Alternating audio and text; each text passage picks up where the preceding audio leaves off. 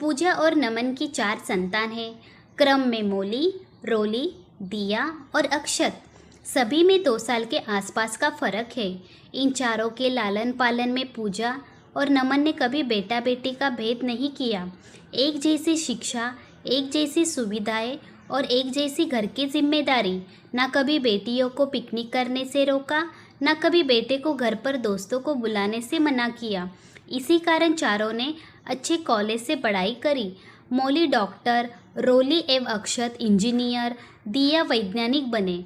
पूजा नमन ने अपनी पूरी पूंजी शारीरिक और आर्थिक अपने बच्चों पर लगा दी थी, तभी वो हीरे जैसे तराशे बने। बच्चों ने भी कभी माता पिता की सेवा का मौका नहीं छोड़ते थे। धीरे धीरे चारों की शादियां भी हो गई और फिर पूजा नमन नाना नानी दादा दादी भी बन गए। सभी अलग अलग शहरों में रहते थे। अब तक नमन भी सेवानिवृत्त हो गए थे और दोनों पति पत्नी घर पर अकेले ही रहते थे। सेवानिवृत्त होने पर जो पैसा मिला उससे उन्होंने एक और घर ले लिया अपने ही शहर में। साल के 6 महीने तो नाती नातिन और पोती के जन्मदिन में उनके साथ निकल जाते थे। जिनका भी जन्मदिन होता उस महीने पूजा नमन उनके घर चले जाते।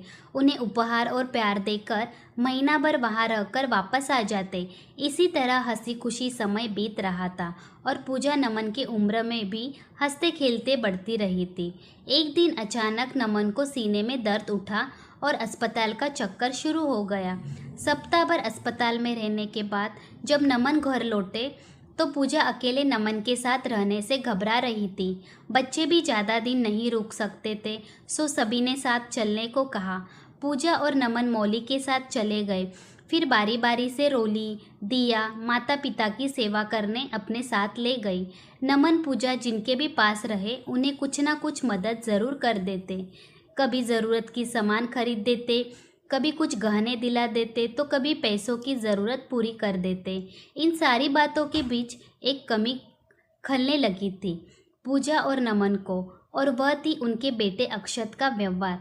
अब उसका फ़ोन कम आने लगा था और मिलने आना भी बहुत कम हो गया था। तीनों बेटियों ने बारी बारी से अपने पास बुला लिया था। बच्चों के जन्मदिन के बहाने और समय पहले जैसे ही निकल रहा था।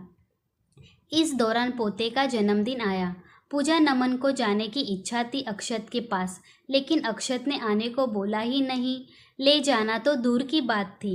इस समय ये दोनों रोली के पास थे। रोली ने इनकी मन की बात भाप ली और पूछा, अक्षत के यहाँ जाना है?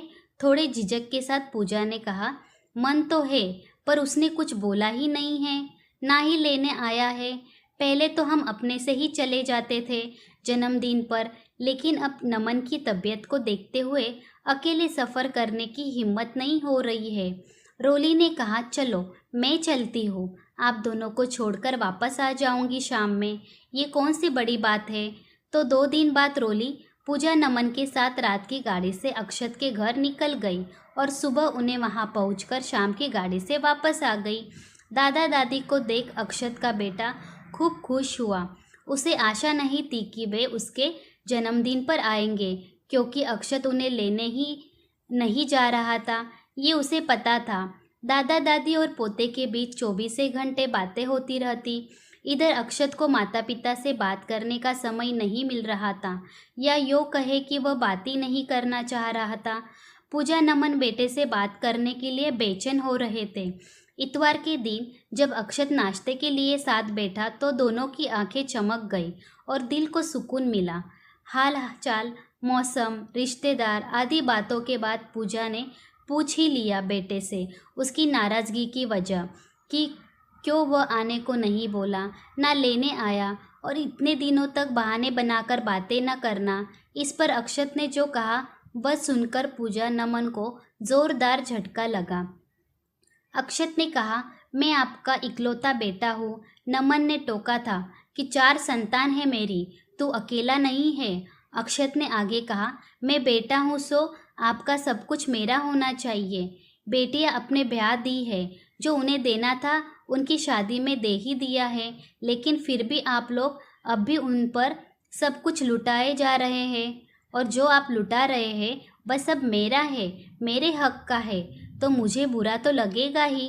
आप बेटियों के घर जाना और उन्हें कुछ भी देना छोड़ दे तो आप हमारे साथ रह सकते हैं। इस पर पूजा ने कहा, जब नमन अस्पताल में थे तब तू तो अगले दिन आया था, क्योंकि तेरी ज़रूरी मीटिंग थी। तब दिया और मेहमान ही पहुँचे थे। इस घटना के बाद जब हम दोनों अकेले रहने में घबराहट हो रही थी तब तू भी कहा था, लेकिन तुमने तो एक बार भी नहीं कहा कि मेरे साथ चलो। मौली की आय और घर दोनों छोटा है, पर वह एक पल भी नहीं लगाई हमें साथ ले जाने में। जिस पैसे पर हक जता रहा है वह पैसा तुम्हारा नहीं है, हमारा है, मेरा और नमन का। इस पैसे पर और सब कुछ पर हमारी चारों संतान का हक है। ये तो कानून के अनुसार भी है। और हाँ, हम यहाँ अपने पोते के जन्मदिन पर आए हैं। 2 दिन बाद जन्मदिन है, उसकी अगली सुबह हम लोग अपने घर चले जाएंगे। तुम्हारी शर्त तो हम नहीं मानते हैं।